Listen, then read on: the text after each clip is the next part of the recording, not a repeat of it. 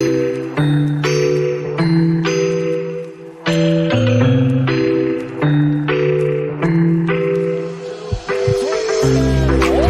around and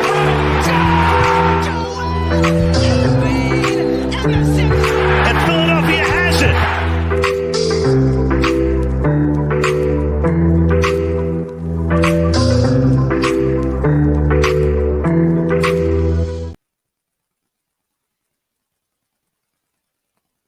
Welcome to the Phaithful Phanatic morning show. I don't know if I was on mute there at the beginning. The video is like lagging on my end, so I apologize there. But good morning. Happy Wednesday to everybody out there. As you know, I'm your host at Scotty Drown. As you can see, I'm accompanied by a very special guest, my good friend Cahtah. You can find him on Twitter at Cahtah79. What is good, Cahtah? My man is filling in for Dylan today, and we got a big slate. We're going to get into all of the four major sports. We're not going to get into the union because I don't have my man Parcero here with me today. I leave that to him too. I don't mess with that stuff. But no, Cahtah is a very special guest. I'm very happy to have him here. Founder of JACKED Media. Be sure to give them a follow on Twitter as well and on YouTube. Give them a subscribe. But Cahtah, welcome to the show. And I do want to give you the moment here at the beginning because I understand you have a big event coming up. So if you want to divulge and display that to our viewers, let them know what's going on as well. But welcome to the show, man. Yeah, thanks for having me on again. Thanks for letting me back on the DSM Media. Yeah, I love my time with you guys, and I love coming on whenever I can. But I'd like to announce – I've already announced it already. But like to announce on here that June 24th, we're doing a Phillies tailgate at Cahtah. You guys want to come on and watch the game with us, you can. But we're going to tailgate out there. A whole bunch of Philly sports content creators out there. Hopefully Scotty's going to show up too. But I will be out there, guys. We're going to have a lot of people out there. It's going to be just a fun atmosphere. They're playing the Mets. The Mets' big fan base is coming out there, so it should be a fun day there. Yeah, all the info's on my Twitter if you guys want to see it. Yep. Make sure you give Cahtah a follow at Cahtah. You can see it spelled out on his display name there, but then just add the 79 at the end. You'll find his Twitter account. But yes, I will be out there. You cannot pass up an opportunity to spend some time with Cahtah and the JACKED Media family. The Bell Smashers podcast, also everybody out there with that group. Can't pass that up, right? The environment. No. So I'll be out there representing DSM. Maybe we'll have a few more people with us as well, but nonetheless, that's a huge event. Hopefully everybody will come out. No trolls, though. That's right, Pastor Rams. Cahtah79. We're going to have to talk about that name, man, because things are changing in Philadelphia on that front. But nonetheless, I want to start with the Phillies, the hat you have on right there, the stadium you have in your background there, Cahtah, because we're right in the heat of their season. They've actually been able to win 4 straight. Now, mind you, it's the Nats. It's the Detroit Tigers. It's not the biggest of competition, but nonetheless, it's a small step forward. First things first, what were your thoughts on last night's game, if you got a chance to watch it? Obviously a 1-0 win against the Detroit Tigers. You take it. Kyle Schwarber, the one home run was what did it. Taijuan Walker had a great game. Obviously, he had a great outing. Got up to 7 innings, I believe. What were your thoughts on the game last night, Cahtah, just to get started here? Yeah, so I actually didn't catch the game last night, but it went so fast. Like I looked at my phone, I'm like, wait, it's over already? It was a fast and game. I mean, it was just a pitching duel the whole night. Schwarber hit the 1 home run. Bryce Harper got really frustrated, threw his helmet. Yeah. But these are the type of things that they got to do. Like, we know they're not going to put up the 8-9 runs that they were going to put up in the beginning of the season. Rhys Hoskins isn't here right now. There's a lot of injuries on this team. They kind of just need to fight their way through and figure out ways to win these series.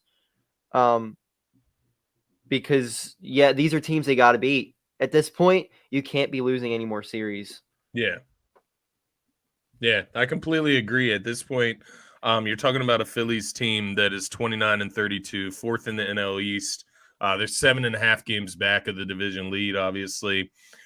So just to get started here from a holistic standpoint of the Phillies and what you've seen so far this season, I'm curious if you had to pick one player off this Phillies team that you're most impressed by this season. So somebody that stood out or maybe even played out of their, above their expected level. And then who has disappointed you the most on this Phillies roster? I'm curious. So I'll go disappointment first because that's what I like to do. It's been Trey Turner. I mean, we brought him in $300 million, and he hasn't produced at all. I thought he was going to be that consistent hitter, that consistent 300 hitter that this lineup desperately needed, because there are a bunch of streaky hitters in this lineup.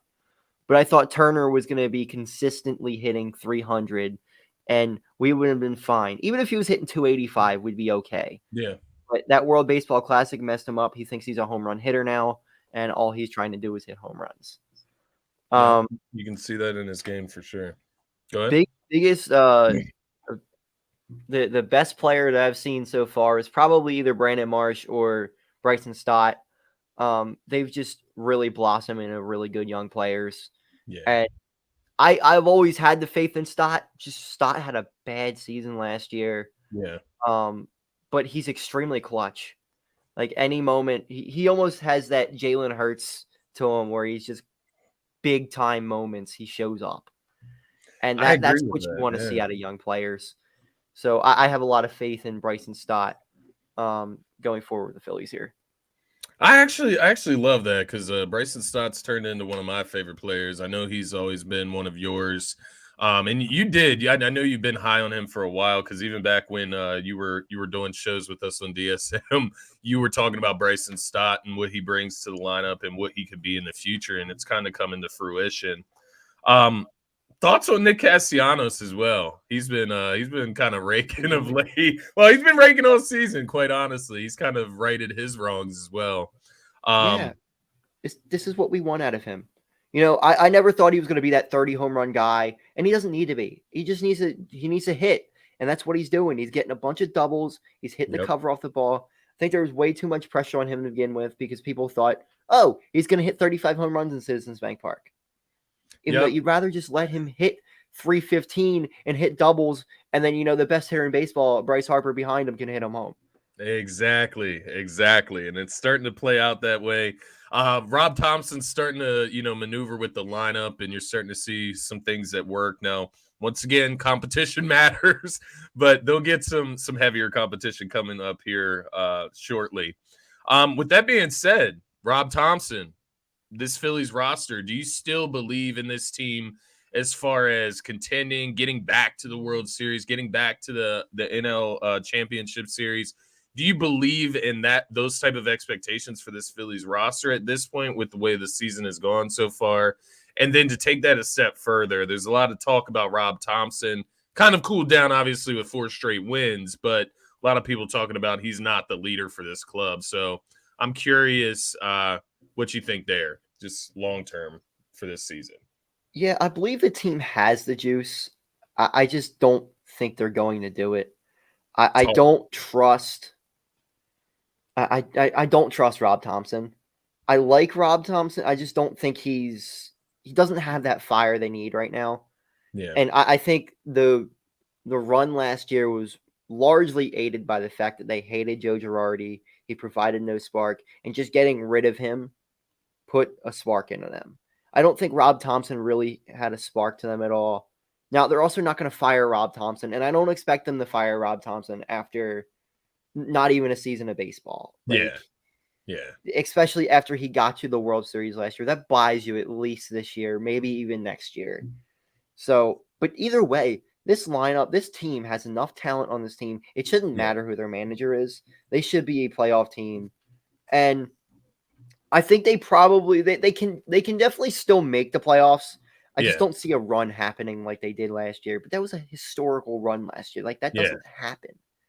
And I think really people in Philadelphia just like, oh, it happened last year, so it can happen again this year.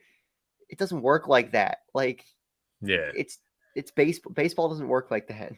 You're talking about an extreme run where the Phillies went through the Cardinals, the Padres, the Braves, and then had to play the Astros. So, yeah.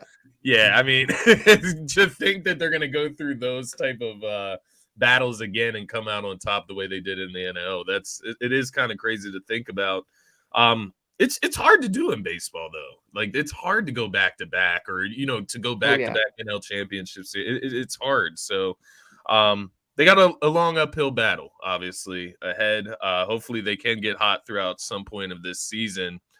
That being said, Chile says they need another ace. We do have the trade deadline during the summer here. Is there anything that you're looking for? Maybe not a specific player, but a specific position, like a starting pitcher, anything to fulfill the lineup, a first baseman. What are you looking at for this roster? Where would you think they should look to improve? Yeah, to me, there's two different positions they need. They need a right-handed bat, and they need a pitcher. They really need a starting pitcher. If the starting pitching is consistent, they're going to win a lot of games. The problem is it just hasn't been consistent. Right. Nola and Wheeler were two guys that I thought were going to be constants in here, a 3 ERA or close to it, and they were going to win ball games with them. But they've been absolute letdowns besides Nola the other night, and it seems like Wheeler's starting to figure it out a little bit. But they need to be consistent. What we get out of Walker, I don't know, but Walker pitched really well last night. They don't have a real good fifth starter. Right. Ranger Suarez obviously struggled so far, but he just came back. So who that fifth starter is going to be, I don't know. People keep relying on Andrew Painter, who was 20 years old. Don't rely on a 20-year-old. Like I get it, but that's what got him hurt is because they're putting too much pressure on the kid. Yeah. They a 20-year-old that didn't something start out, the whether season. it's going and getting a guy like they did last year in Syndergaard or what they're going to do. But they got to get another starter. Yeah, agreed. And you hit the nail on the head there as far as the theme that we've been running with here on the Phaithful Phanatics morning show. They're consistently inconsistent, and that goes for the lineup, the batting lineup. That goes for our two aces at the top. Two aces, I should say. But yeah, I'm with you, man. They got to add some pitch in there, and then a right-handed batter. Final question regarding the Phillies, Cahtah. Who needs to have a big June? And we've already kind of gotten started into June. Kyle Schwarber's kind of getting back in his groove, right? Who do you think has to have a big June for the Phillies to kind of turn this thing around, maybe get back over 500? Well, I'm not going to say one guy. I'm going to say one group. That's the starting pitching. And they've started out pretty well. The starting pitching plays well. They should be okay. I still think the Phillies lineup should score 5 or 6 runs a night for them to win. But the pitching staff needs to cooperate with that as well. So I'll give the starting pitching staff as a whole that, and then position player Turner needs to turn it around. Yeah, I feel that. There's a lot of different directions you could go if you're going to go single player. Turner, Schwarber, right? Those are two guys that you could point out easily in this lineup. That being said, we'll move on to the Sixers. I definitely want to talk to you about that because I know me and you, we've had some funny talks in the past regarding these Sixers. I will say, hey, you were right this season as far as this team and the way everything played out with the Sixers. But let's dive into that. Looking at this, first things first, Nick Nurse, the hire. Where was he whenever you first saw Doc Rivers get fired? Who was number one on your list that you wanted to become head coach? And then from there, how do you feel about Nick Nurse being the hire for the Sixers here? Well, my unrealistic guy was Jay Wright, but I knew that wasn't going to happen. Nick Nurse was the guy I wanted. But I'm still not sold like that's going to do anything. I'm not going to like when they got Doc, I thought, oh, Doc's going to take us to the championship because he's a veteran head coach. I don't think that Nick Nurse gives that big of an impact, but we'll see. I like Nick Nurse though. I think that's a good talking point there that you mentioned. You don't think that he can change, and when you say that, it immediately takes me to Joel Embiid, the focal point of the team, and your thoughts there. What are your thoughts of Joel Embiid after that dismal playoff performance, obviously, in the second round. Wasn't great in the first round from a scoring perspective anyways. He was, being double, triple teamed by the Nets. But once he got to the Celtics series, obviously he floundered out in this game 6, game 7, similar to the way Harden did. Where are you at with Joel Embiid as the focal point of the Sixers right now, as your franchise guy? Honestly, I'm pissed. And it's honestly not even the fact that he played bad. It's the body language, the reactions after the game. Like, it just seems like he doesn't care. Yeah. And I don't think that's true with Joel Embiid, but it just doesn't look good. And I hate to see that. And I don't know if it's Harden wearing off on him, because I don't think he cares a damn bit if he wants to go to fucking Houston. But it worries me a lot. I don't know if they need to get another guy in here like Jimmy Butler was. It's an absolute killer that will drive him. If Nick Nurse can do wonders with him, I don't know, but I'm not real confident right now with him. Yeah, I think that's a great answer, and it's kind of where I'm at as well. Is like you said, the antics after the game, going up, smiling, dapping up Jason Tatum. It's not that you don't want him to be a sore loser and go beat Jason Tatum up or something for losing, but like, well, I think I would think that's funny, but I would think it's funny too. But I think for me, it's just I would like to see him more disappointed that he lost and that we're outed in the second round again in a game 7, and then to come up so small in that game 7, it seemed like they kind of just brushed it off and ready to give whatever excuse they needed to. Obviously, Harden threw out the Doc excuse after. It was literally the day after the season ended. And then Embiid, of course, everybody's talking about his comments after the game. Is he throwing his teammates under the bus, holding him and Harden above the team? Different things like that. But it did seem, at the end of that series, it felt like Joel Embiid was – it was almost like he was delusional, man. It's like he didn't see the severity of what just happened, right? Like him losing in the second round again. I get it's the Boston Celtics.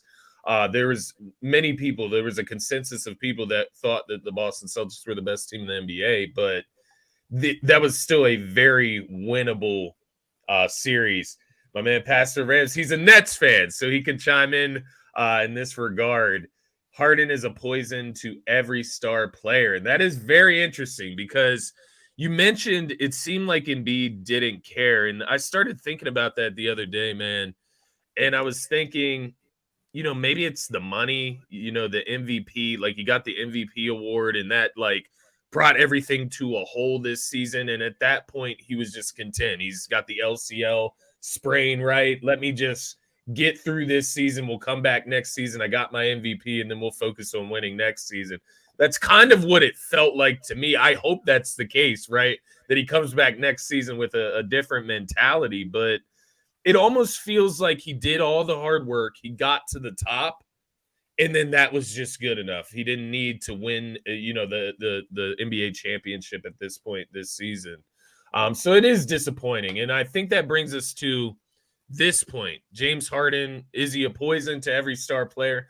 It's a hard argument because he makes guys better, right? He passes, he's a facilitator, he can run an offense, a true point guard. But there's these dismal performances where he goes 4 for 18, right? 5 turnovers, like different things like that.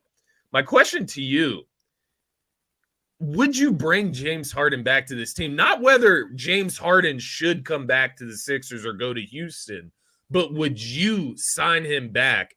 Would it be a 2-year deal? Would you be willing to give him a 4-year, $200 million max contract? Like, where are you at with James Harden? Because I'll let you know out front. I'm kind of under the belief that the Sixers could go with a makeshift type of season where they let Harden walk. You get rid of Tobias Harris sometimes at some point. We'll get into that as well. And you bring in better role players around Maxey and Embiid. And I think at the very least, you could probably get a second round exit again, right? Like you could win a first round series with just that group if you add some pieces in there, of course. But what are your thoughts on James Harden, man? Are you bringing him back or no? See, it's really tough for me because you look at the market and there's nothing else out there that's like, okay, this guy is as good as James Harden or can replace James Harden, besides maybe Kyrie, but you're not going. It's not happening. That's another poison. But if the guy doesn't want to win, and that's what it's telling me. If he wants to go to Houston, he doesn't care about winning. Yeah. I don't want him here. Yeah. Like, I want them to win a championship. I don't care what he says. It's obvious by his actions that he doesn't want to win. So he can go, in my opinion. I'd rather have Jaden Springer, who wants to win a championship, play than James Harden. I love that answer, Cahtah, because that's kind of how I feel. Like when I see a report of him being torn, right? Like being torn between Philadelphia and Houston, and you're talking about a Houston roster, Jalen Green and Jabari Smith and Sengun or whatever. That's young. Those are young players. You're not going there to compete for a championship. That's in Philadelphia. And I think the thing that rubs me the wrong way the most, Cahtah, is the way he acted while he was here. Saying that Philadelphia was the place that he wanted to be. Saying that, Joel Embiid is the best player he's ever played beside. And, that's the big man. He wants to get him the MVP. But then you turn around after the season and he comes out and says he needs more freedom. And he needs the team to, the offense to work around him and him to have his freedom to run the offense and be the star that he feels he is. And to me, that just sounds selfish, man. It sounds like we're right back to square one with James Harden. And to your point, is it about winning? Like, it should all be about winning at this point in his career, right? He's 33. You're talking about a 4-year max contract. He'll be 37 and 38 years old. James Harden's not going to age gracefully, like to say the least, right? He's not LeBron. He's not somebody that keeps his body in tip-top shape. So for me, man, it is tough. And then there's the other side of it where if you bring Harden back, it does take the ball out of Tyrese Maxey's hands. And you would almost like to see Maxey develop in that space as well, handling the ball, facilitating an offense. Yeah, I'm with you, Chile. It would be crippling to Max Absolutely Harden. not. 4 years, $200 million. I mean, you get to that 4th year in the contract. We talk about Tobias Harris's contract, right? This would be times 10 because James Harden is going to have higher expectations, right? It's championship or bust at that point. And if you get to that 3rd or 4th season and you have no championship, and God forbid we say you're not out of the 2nd round, it's going to be very grim here in Philadelphia. It would be unlivable for him, honestly.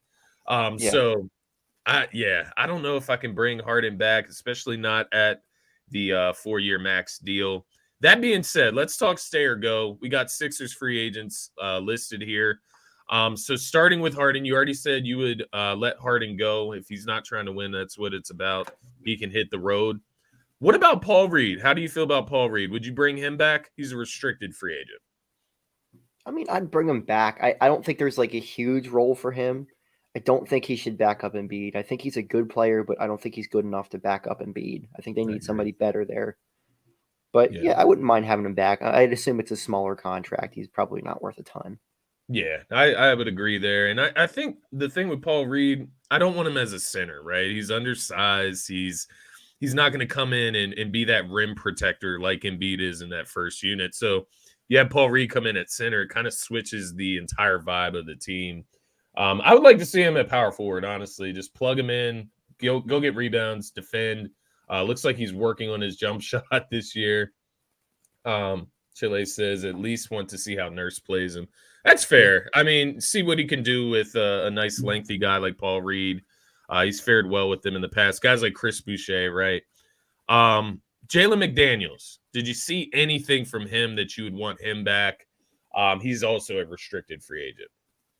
I mean, he's all right. I just don't know. Like, they can't get a ton out there that in free agency. Like, I don't know how much money they really have where they can say, okay, we'll just bring in somebody else. Like, I don't know what else is out there that's better than Jalen McDaniels that they can sign. Right. So I wouldn't mind having him back either. I mean, obviously these guys to me though aren't playoff players. Like, maybe a couple minutes here and there, but they're not big time role players. you have to hope that they could like develop into that in one season, right? Like that's what you would be riding on with guys like Paul Reed and Jalen McDaniels. George Niang, fan favorite. Yeah, he's a tough one because he just doesn't play defense, and when his shot's not on, he's terrible. But when his shot's on, he's okay. Yeah, but he seems to be unplayable in the playoffs sometimes too. So the minivan. They need to find some better players that they could play in the playoffs. I think they build around the regular season way too much, and they need to build around the playoffs more. I agree with that, and I think when it comes down to like say a Niang versus like a Jalen McDaniels, the thing I look at Jalen McDaniels versus Niang is just strictly length, athleticism, youth. That's something the Sixers lack. That's completely opposite. That's my motto of the offseason for the Sixers. Get some athleticism, some more shooting. Obviously, we can always use more shooting.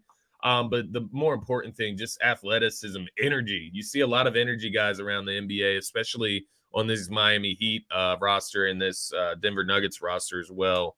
So I would like to see them get guys with energy. And I get George Niang brings energy, but he's out of shape, man. Like, I don't know how else to put it. I don't understand how he can like gain weight as the season goes on. Yeah.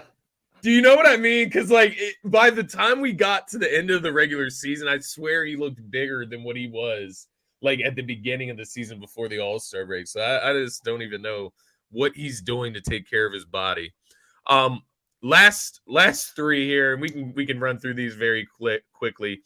Shake Milton, Dwayne Dedman, and Montrezl Harrell. Montrezl Harrell can opt back in, so it's really not up to us. But what would you prefer with those three players? Goodbye. Very simply, yeah, I'm with you, man. Those are all they can all go on my book. And I didn't hate Milton, but it's been too long now. He hasn't really developed into anything that. That's kind of how I feel. Like it would do him well to get like a new situation, find a new place, and maybe get some more consistent playing time. I get we have a new head coach coming in, so maybe it would be like a new system, but I don't know. If I was him, I would probably be ready to move on if I have options, but we'll see how it goes. But last one, Tobias. I had to say it out loud. I've never said it out loud. I know you love that one. Tobias Harris.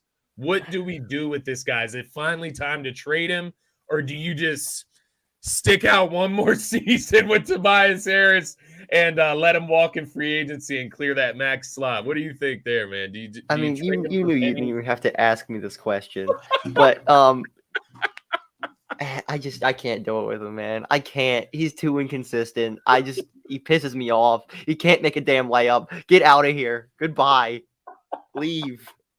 I knew it was coming, man. The layups, bro. Like I used to defend Tobias. I can't defend the stuff that he does sometimes, man. The 2-point playoff games, like that just can't happen. It can't happen from a $39 million man.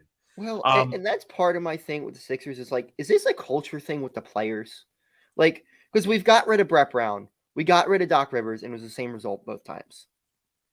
Is this more of a players thing than a coach thing? And I think that's probably what it is. It's my biggest worry with the team. And I think that, obviously starts with Embiid, the leader, right? And his body language, his mentality, his lack of leadership sometimes. I think that comes into play here. And I think that dwindles down to the rest of the team. So to your point, it's my biggest fear, man, because throughout the process, there was a lot of losing. And you have to wonder if that weighed in on guys that have been here, specifically Joel Embiid, right? He's the guy left.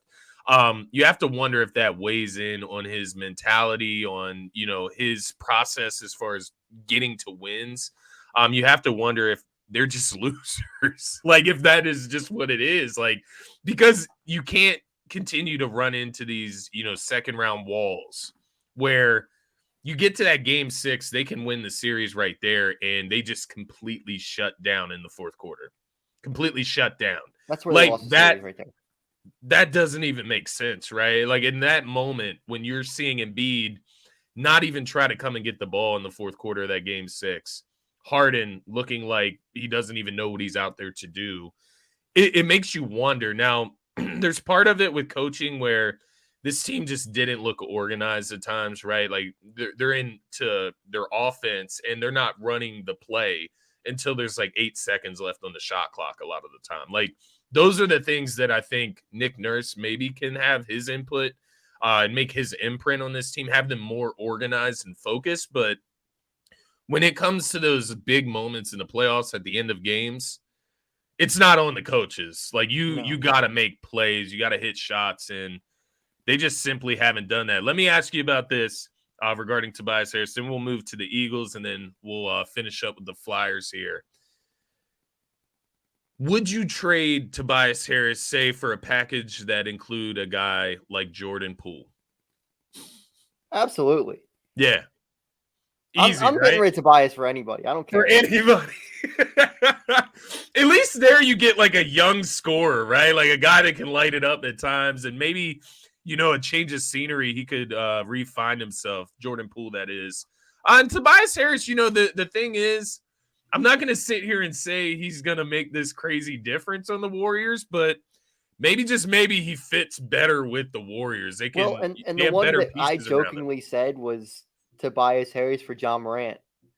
But you look at it, and if the dude's going to get suspended, he probably needs a new change of scenery because it's whatever's happening in Memphis isn't working out there. Yeah. Is that something that they may think about? I don't know.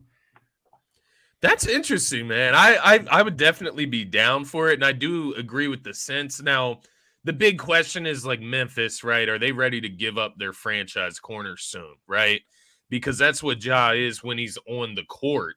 The thing is, he's got to stay on the court, especially after hearing that it was a toy gun. I know it doesn't make a difference when it comes to perception and image, but from the standpoint of it just not being as bad as what you thought, maybe you can take a little bit of a risk there. With why do you have a toy gun anyway?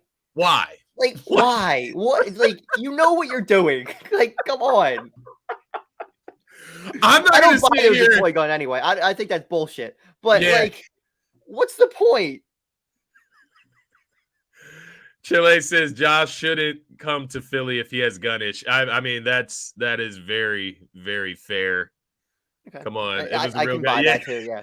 Why the hell would he have a fake toy gun? I mean, unless you are like the biggest troll in the world.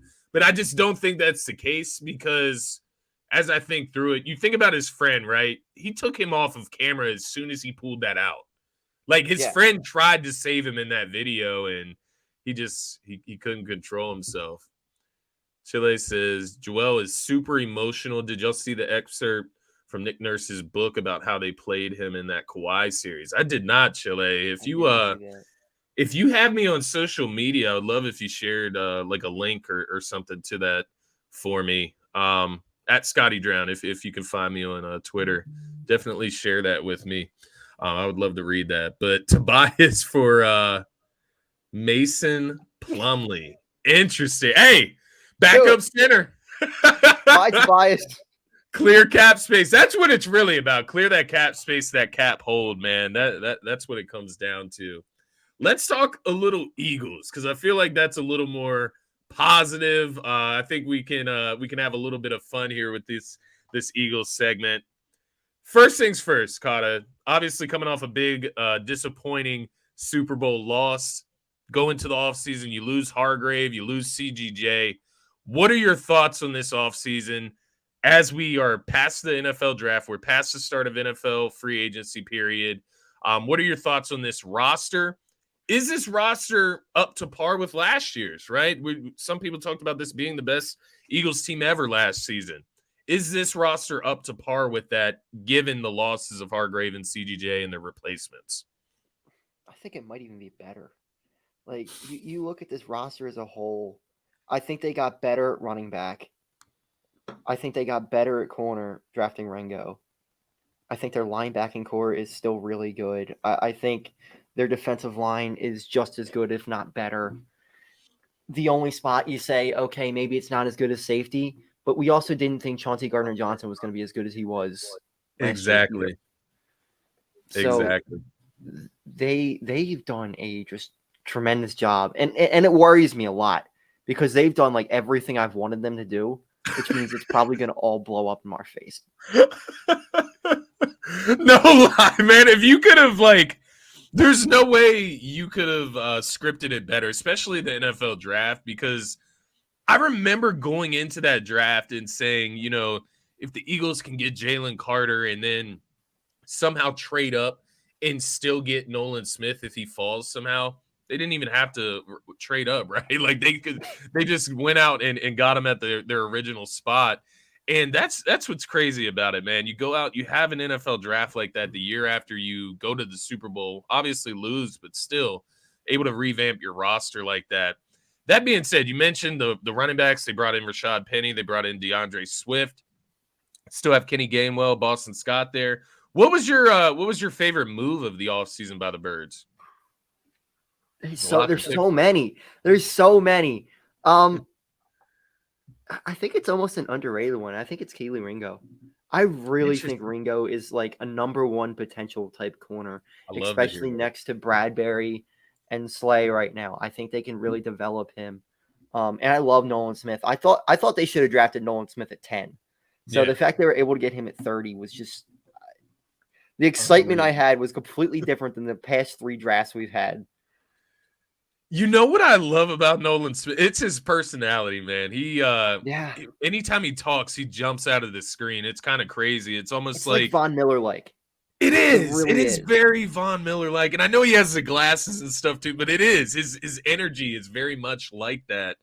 And even the way he what caught me off guard is him just being so open to cursing. Like he just doesn't look like a guy that would curse like that. No, and he you looks just like hear Urkel him in and shit like that. The Chris Long. I don't know if you saw that excerpt from the Chris Long podcast with him, but he said Chris Long asked him about the cold weather and how do you feel about adjusting to that? And he's like, I don't care. I just want to go out there and hit a motherfucker. I just thought that was awesome. Literally reminds me of BG. It reminds me of Von Miller. They're just not afraid to speak their mind and talk some shit. And you got to love that, man. And I know you've got to love that because you're a guy that loves to talk some shit, Cahtah. So I think Nolan Smith is going to fit in very well here. But Kelee Ringo, that's interesting, man. And I like hearing that from you because that's, you have to think long-term as well with this young roster. There's a young core on this team. And so you got to think about Darius Slay, James Bradbury. They're, both they're both above 30 years old. So somewhere down this line, maybe even next season, you're going to have to replace one of those guys. And it's good to have a guy like Ringo there and ready to go. Yeah, I totally agree here, Chile. So looking at the Georgia boys, right? We brought in a bunch of them, right? If you had to pick 2 of the Georgia Bulldogs to become studs, which ones would you put your money on? Ooh. Well, I'm going to cheat on this one a little bit because he's already here, but he's played in the league. I'm putting Swift. I like it. I was going to say you can do that. I'm going to put Swift on 1. And then I believe in Nolan Smith. I think Nolan Smith is going to be an absolute stud, especially with Hassan Reddick and Josh Sweat there already. He's going to clean up and get sacks. So I like both of those guys, but I like all of them. So it's going to hurt, because I know all of them aren't going to be stars. Right. I know a couple of them are going to bust out. Right. But they all just feel like home run picks right now, and it's tough. It's going to be tough for me, if any of them bust out. I think if there's any that's going to bust out, and it sounds crazy, I think it's going to be Carter. Okay. I was going to ask, if you had to pick one, who do you think it would be? My mind goes to Nakobe Dean, but would it really be a bust? You know what I mean? In a sense, in his leadership, I do think he has a polarizing sense to him as far as being a leader on the defense. He's just really undersized. He's still small. He's small. He's small. And that does worry me for him. But I feel you. Jalen Carter obviously dropped for reasons, right? He didn't look good pre-draft, and that's obviously why he fell. But we'll see how it plays out. Hopefully none of them are busts. Hopefully all of them. They're all stars, so we're winning multiple Super Bowls. Exactly. How he went to the well, man. But last few things here with the Eagles. I just wanted to ask you regarding the wide receiver one conversation. There's been a lot of talk about Smitty, AJ. Smitty, is he a top 10 wide receiver? Who has the bigger season this year, AJ or Smitty? I think they're going to be really similar. I mean, they're probably going to be around the same stats. Like they're both extremely good. They're both like almost interchangeable. There's not even a debate on this, in my opinion. Like they're just amazing. Just let them play, right? And I don't know that Devontae Smith is really a top 10 receiver because there are so many good receivers in the NFL right now. But he's so close. Like you could say he's top 10, and I wouldn't really have a problem with it. I tend to agree with you there. I mean, me and Dylan, we did go through, like, we compared him to Jalen Waddle, right? There's different guys you can compare him to that are all in that same range, anywhere from 8 to 15, I would say. And he's right in the mix there. Amon-Ra, St. Brown, right? Yeah. Those type of guys in the NFL, and it's hard to argue because Smitty plays in an offense where there's a ton of attention elsewhere.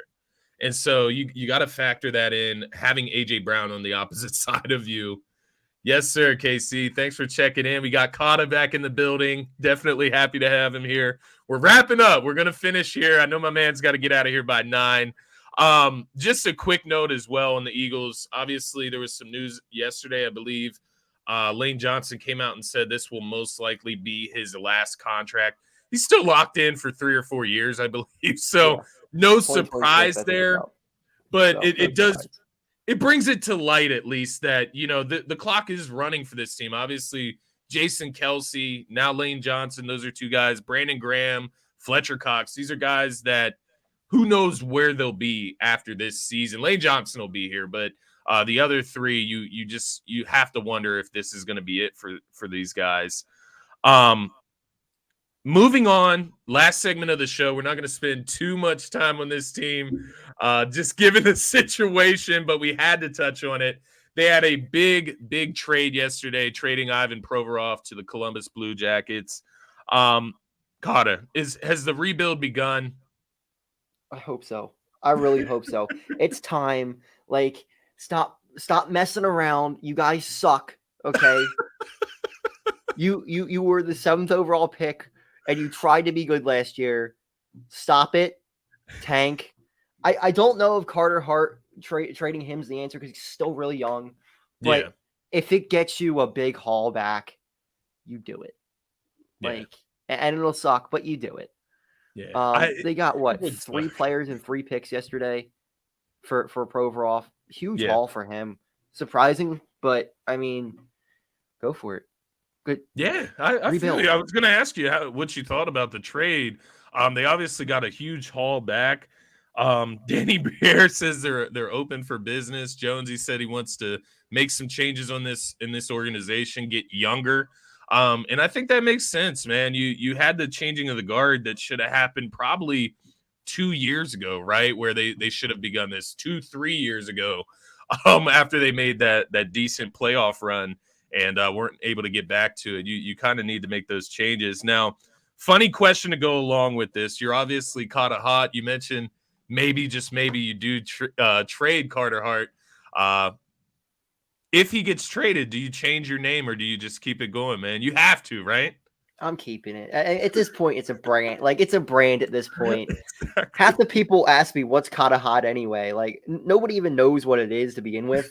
So I'm fine with the brand the way it is, even if he goes somewhere else. Like, I don't care about hockey that much to the point, unless it's like the Penguins. I don't care about hockey at that point where it's like, okay, I'm changing my name. No, it's staying Cahtah hot.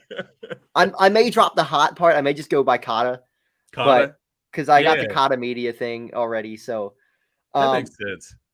Yeah, but it's a cool name. It's ringy, man. You just stick with it, bro. That's how I know you, right? That's how most people know you, from TikTok, Twitter. So just roll with it. You're right. And I think the misconception that comes with that, though, is, thinking that you are a diehard Flyers fan and just in the trenches for them, right? But no, you got to stick with that, man. It's definitely where it's at. And definitely give at Cahtah Media a follow on Twitter. That's the whole purpose here. But Cahtah, I'm gonna get you out of here. Obviously, it's time for the Flyers to initiate this rebuild. They kind of did that yesterday, getting started. Maybe Carter Hart is next, but nonetheless, Cahtah will be keeping his name, keeping his media company going as well. Definitely some good stuff going on over there, my man. Before I get you out of here, if you want to plug one more time what we got going on, I believe it's June 24th, Saturday game against the Mets. If you just want to let my audience know, anybody that's just tuning in late here, what's going on that weekend? Yeah, so we're gonna have a Phillies tailgate at K-Lot from 11 to 3 p.m. The Phillies are playing the Mets that day, so if you guys want to come in, I have standing room only tickets, so I'm going to be staying in center field, just watching the game. Should be a fun day. We're just going to chill, hang out with a bunch of Philly sports content creators and our fans. So it should be a great game, great day. Come out if you can. If you can't, oh well. But yeah, should be an awesome event. Definitely. I will be out there myself. Already got it approved by the fiance, so we're good in there, Cahtah. Yeah, that's the only step, not the first step, but the only step that I have to get through is get the okay. I go to Vegas like a week later, so that's why I had to make sure it's all right with the fiance. But nonetheless, it's gonna be fun, guys. Definitely make sure you come out there. You can't pass up a Mets Phillies game, right? Like especially on a Saturday afternoon. We'll have a bunch of different people out there, and I can't wait to link up with you and your crew, man. It's going to be a good time. It's always fun when we meet up. So looking forward to that. Going to get you out of here, man. I know you got to bounce around 9. Have a great rest of your day, Cahtah. It was a pleasure having you on the show. Everybody, make sure to give Cahtah a follow on Twitter at CahtahHot79. What's the TikTok handle, Cahtah? Just at Cahtah Hot. Just Cahtah Hot. Yeah. Gotcha. So wait, somebody had the regular Cahtah Hot on Twitter, so I had to put the 79 on there. Interesting. Somebody copied you. Yeah. Or I copied them. I don't know. Don't sue me. Nonetheless, give Cahtah Hot a follow on TikTok. Give him a follow on Twitter at CahtahHot79. And be sure to give a subscribe over to Cahtah Media. This should actually be airing on Cahtah Media right now. So if you're already over there, thanks for viewing. But if not, if you're over on DSM Media, head over to Cahtah Media, give us subscribe. Another way around. If you don't subscribe to him, subscribe to him. He's great. Thank you. I appreciate that. All right, man. Let's get you out of here. Thank you once again for joining the show, Cahtah. It was a pleasure. Hope to see you again soon. Happy to dive into all 4 of these teams. To everybody out there, have a great rest of your Wednesday. Go Phils. Go Phils.